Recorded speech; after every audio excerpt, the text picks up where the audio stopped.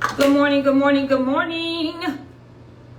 How is everyone doing this fabulous morning? I have a little late start today. So I said, well, I'm getting this space together. Let's do a little Bible and business.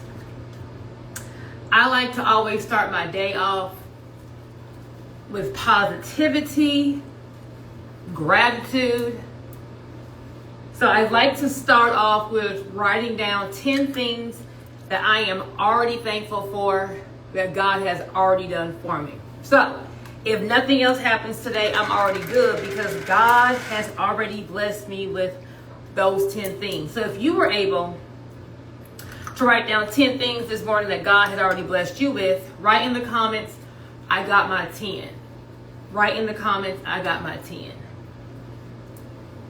So before I get into my devotional, I am having a free masterclass this Sunday, 9 p.m. Eastern Time, going over business structure, asset protection, business funding that's solely in the business EIN, how to market your business, and how to sell a digital product. So if you are interested in learning any of that, you want to comment bank in the comments. If you're on my Instagram page, and if you're on my TikTok or YouTube page, you want to click that first link in the bio for my See You at the Bank Masterclass. Okay, I read from the devotional book, Jesus Calling. I got all this makeup on this little hotel counter, so I am not going to be able to pull the book up, but I'm going to read it, okay? TikTokers, I need you to click the link in my bio. Don't comment bank because the automation doesn't work the same for TikTok, okay? So, December 5th reads, let my presence override everything you experience. Like a luminous veil of light, I hover over you and everything around you. I am training you to stay conscious of me in each decision you encounter.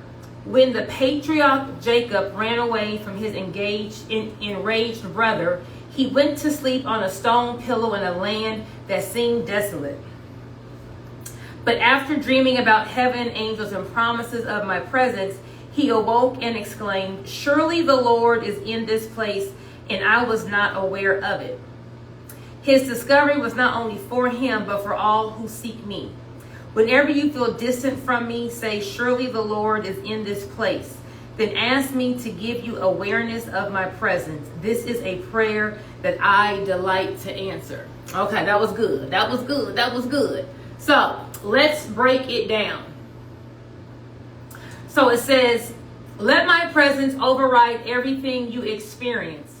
Like a luminous veil of light, I hover over you and everything around you. I am training you to stay conscious of me in every situation you encounter.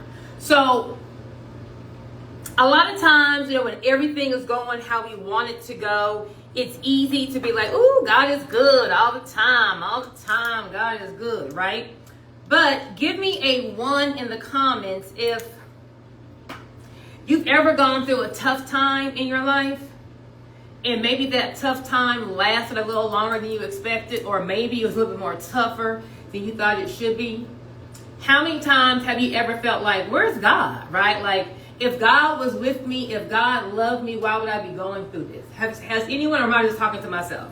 Because, sometimes you're like, hey, God, like, is you here or is you here? So this first section is saying,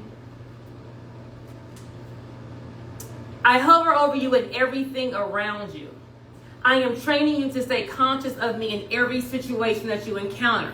So you want to be mindful that although you may be in a tough situation, you may be going through a tough time. You may be although you may not feel like God is there, because a lot of times we feel like if it's not a good thing that God, where's my brow gel? That God is not with us. He's always with us. Hold on, y'all. I don't have. You would think I would have all my stuff together before I went on live, right? I do not have my brow gel. Ugh. Okay. So, brows won't be together, but oh well.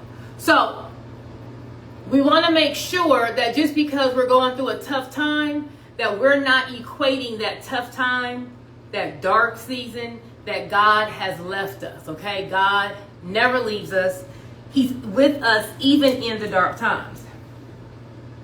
When the patriarch Jacob ran away from his enraged brother, he went to sleep on a stone pillow in a land that seemed desolate. But after dreaming about heaven and angels and promises of my presence, hold on, y'all.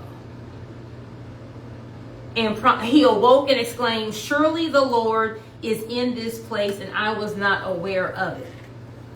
You're going to have to train yourself to always remember that God is with you no matter what. No matter what.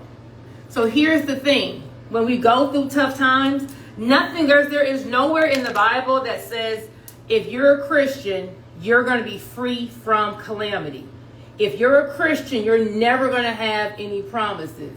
If you're a Christian, nothing's going to go wrong. Baby, Jesus died on the cross, right? Jesus went through persecution. Jesus went through tough times. So why do you think that you won't go through tough times?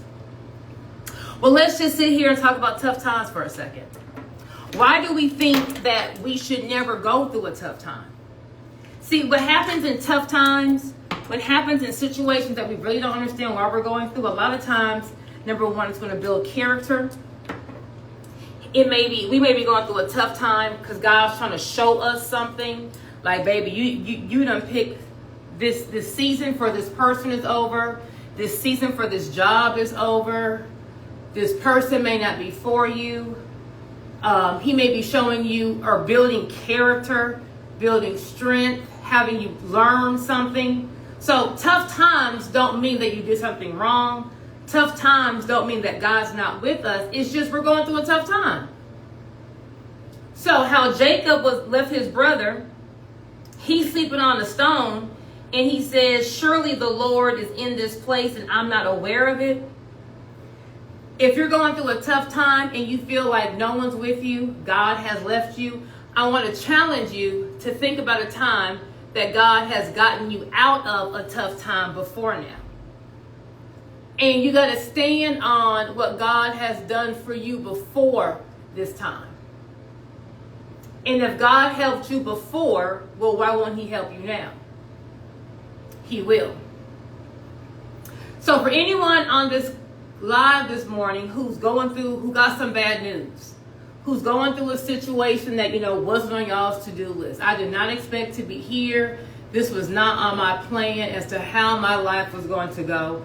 I want to challenge you, like Jacob, to try to make yourself think of how God is still with you. Girl, you don't understand what I'm going through. Ain't no way God's with you. Let me challenge you. Let me challenge you. Let me challenge you. Instead of looking at what you don't have in this season, why don't you look at what you do have? What's left? You just filed bankruptcy. You just lost your home. You just lost your job, but you're still waking up. No one has a terminal illness. No one has any kind of physical disability. You're getting unemployment. See, the devil wants you to focus on what you don't have. I don't have my salary. I don't have my job. I don't have my dream house. And he wants you to forget what you do have.